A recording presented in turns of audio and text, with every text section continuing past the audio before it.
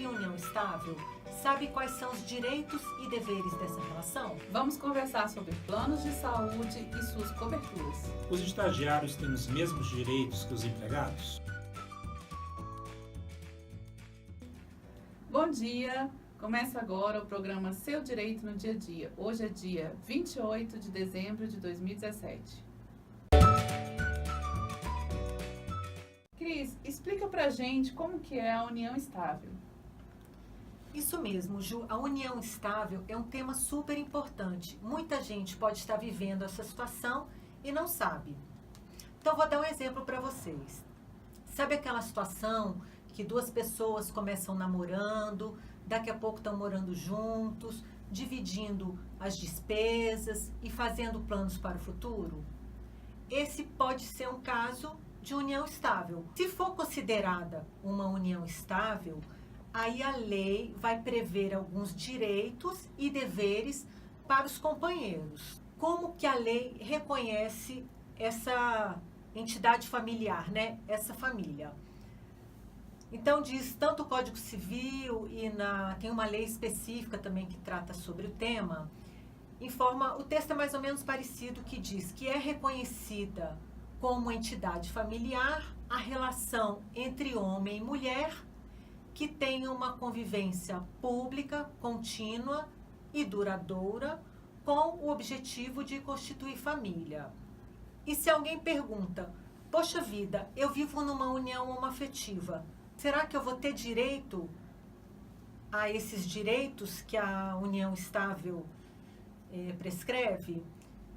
E aí eu vou te falar que tem sim, apesar da lei dizer que é a união entre homem e mulher, desde 2011 o Supremo Tribunal Federal julgou 2 ações e lá o tema tratava justamente sobre a possibilidade de reconhecimento de união estável entre casais homoafetivos e ficou decidido que sim, também cabe para casais homossexuais, porque afinal de contas, homossexual, casal heterossexual é a mesma coisa, não é?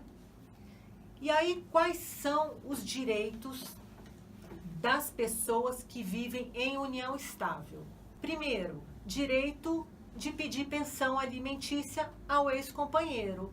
Então, se a relação acabou, você é a parte mais fraca, não tem como se manter, e o outro companheiro ou a outra companheira, ela tem como contribuir financeiramente com você, você pode sim pedir uma pensão alimentícia.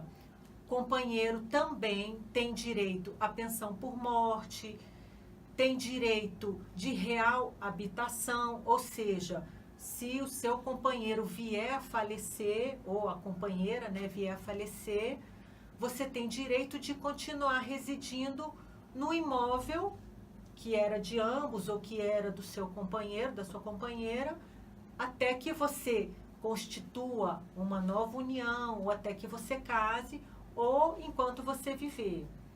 Um outro direito é o direito de partilhar os bens que foram adquiridos onerosamente durante a vigência da união estável. Então, são vários direitos, como vocês estão vendo.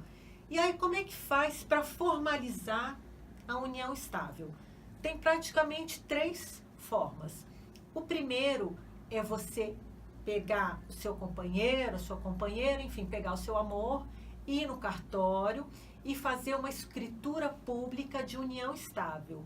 Nessa escritura, você tem que colocar a data de início da sua relação e o regime de bens que o casal está escolhendo, seja regime de separação total ou de comunhão universal de bens. Se não for colocado nada, vai ser escolhido o regime parcial de bens, porque é a regra do nosso ordenamento jurídico.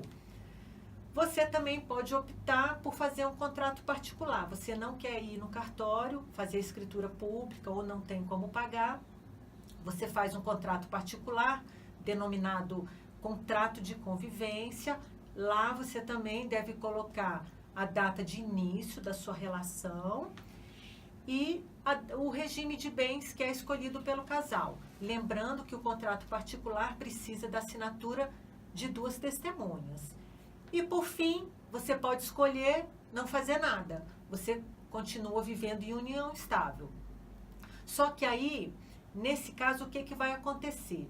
Na hora que essa relação chegar ao fim, seja por uma ruptura, ou acabou o amor, enfim, não deu certo, ou por alguma morte, o companheiro sobrevivente, ou o que ficou na relação, enfim, para ele poder exercer os seus direitos, que são derivados do reconhecimento da união estável, aí vai ficar um pouquinho mais demorado e um pouquinho até mais caro, porque vai ser necessário contratar um advogado, ajuizar uma ação na justiça pedindo reconhecimento e a dissolução da união estável. Você vai precisar mostrar provas, juntar fotos, extratos bancários, testemunhas, quer dizer, uma coisa um pouquinho mais complexa. Então, eu sugiro que enquanto está tudo bem, pegue o seu amor, vá no cartório de registro de pessoas naturais e faça uma escritura pública de união estável. Agora, só lembrando uma coisa, a configuração da união estável não exige tempo mínimo e também não exige coabitação. Quer dizer, não tem necessidade de morar junto com a outra pessoa para poder comprovar a união estável. Ju, você pode conversar com a gente sobre os planos de saúde? Sim, caro ouvinte, vamos conversar um pouquinho sobre planos de saúde. Bom, a gente sabe que as doenças, as síndromes, os acidentes, quanto mais raros, né, inclusive, são mais caros. Então, a gente já tem um atendimento precário pelo sistema público de saúde, o que nos leva ao plano de saúde. Então, a gente paga uma quantia mensal que a gente vai usar sempre que tiver um exame, uma cirurgia, um atendimento emergencial, uma internação de doenças ou de acidentes, enfim. O que acontece? Nos momentos mais difíceis, ou seja, quando a gente tem uma situação excepcional, uma UTI, por exemplo, ou uma doença rara, o plano de saúde vem e recusa aquele exame ou aquela internação ou aquela cirurgia. E aí, então, o consumidor fica numa situação totalmente difícil diante da urgência, né, da doença e da não cobertura e de não poder arcar com aqueles custos, né? Então, quais são os problemas mais comuns que temos hoje em dia? Primeiro, recusa de atendimento ou cobertura sob a alegação de que aquele tratamento não está incluso no rol, ou seja, na lista da Agência Nacional de Saúde, da ANS. Bom, preciso esclarecer a você, ouvinte, que essa lista da Agência Nacional de Saúde é uma lista exemplificativa mínima de cobertura obrigatória. Então, os tratamentos, exames e cirurgias que estão lá são mínimos e obrigatórios. Afora aqueles ali, se a doença está coberta pelo plano de saúde, todo e qualquer tratamento, cirurgia ou internação referente a ela deve ser obrigatoriamente coberto pelo plano de saúde. Então, não pode o plano recusar. Segundo, problema também muito comum, o plano de saúde discorda da técnica de tratamento. Então, a gente tem um tratamento indicado pelo médico, e aí o plano de saúde vem, não, vai ser o tratamento tal, porque é mais barato. Em geral, o plano quer sempre cobrir o que é mais barato. Mas não, é direito da pessoa, uma vez que o médico é credenciado pelo plano de saúde, se ele indica um tratamento experimental ou um tratamento mais caro, é esse tratamento que a pessoa tem o direito de ter cobertura pelo plano de saúde. Terceiro, problema também muito comum, cancelamento de planos coletivos. Então, a pessoa, em geral, todo mundo tem um plano coletivo, uma classe, né, que você entra no plano coletivo. Mas aí, depois de um ano, esses planos podem ser cancelados. E a pessoa vinha com aquele plano coletivo e, diante do cancelamento, fica com uma dificuldade enorme de fazer outro plano de saúde. Então, no caso de cancelamento do plano coletivo, deve a operadora oferecer outro plano coletivo ou um plano individual com as mesmas coberturas e mesmos valores daquele que ela tinha coletivo. Ok? Também é direito do consumidor. E por fim, a gente vê também o aumento dos valores mensais da pessoa conforme a idade. Ou seja, uma tentativa dos planos de saúde de expulsar os mais idosos, né, dos planos. Porque, é óbvio, a idade ela vai acarretar um maior tratamento, né? Temos doenças decorrentes da própria idade. E aí, isso também tem sido considerado abusivo pelos nossos tribunais. Então, espero ter exposto aqui as situações básicas de maiores problemas. Agora, pergunto, pode o plano recusar algum tipo de cobertura? Pode. Ele pode recusar, por exemplo, coberturas estéticas. As cirurgias estéticas, todo mundo sabe que não temos cobertura. E pode, aí temos uma hipótese que há muita dúvida, fertilização in vitro. Ela também pode não ser coberta, porque ela não é uma doença, é uma opção da pessoa, né? Então, aí a pessoa deve pagar por essa opção, sim. Veras, o que é contrato de estágio? Olha, um contrato de estágio, Juliana, ao contrário do que muita gente pensa, não é um contrato de trabalho. É como a lei diz, é um ato educativo. Um ato educativo supervisionado. Qual o objetivo dele? Preparar o aluno para o mercado de trabalho, para um trabalho produtivo. Ou seja, ele tem como objetivo complementar a formação educacional, né? Inclusive da pessoa como cidadão, né? Ele, como a própria lei deixa claro, não cria vínculo de emprego. Então, o fato de uma pessoa ter sido estagiário ou ser estagiário, automaticamente não cria vínculo de emprego, a menos que estejam presentes as condições para uma relação de emprego. Ou seja, na verdade, aquele estágio é uma fraude. Mas se isso acontecer, a pessoa tem que ir à Justiça do Trabalho para provar isso. Isso nas atividades privadas, porque se isso acontecer numa entidade pública, não é possível esse reconhecimento de emprego, porque nas entidades públicas há necessidade de concurso público para o ingresso nos seus quadros. Veja o seguinte,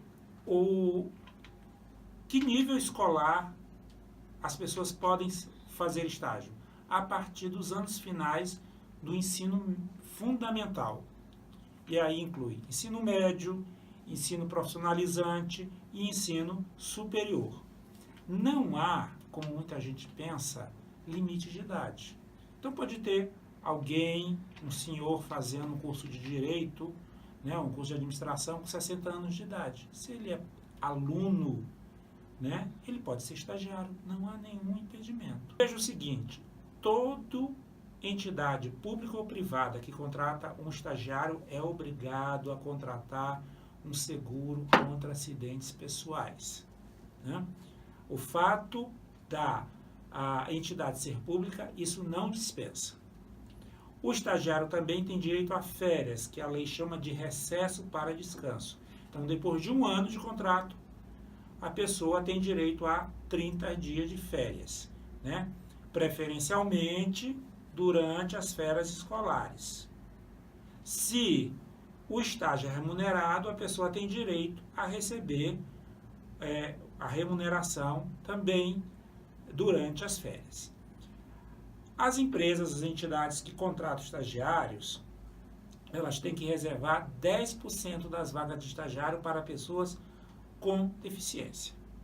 Ok? Então, veja, esses são os direitos básicos que estão na Lei 11.788. Né? Qualquer descumprimento disso, a pessoa pode, como eu já falei, pedir o reconhecimento da relação de emprego. Okay? Menos nas entidades públicas. Chegamos ao fim de mais um programa e queremos agradecer a sua audiência.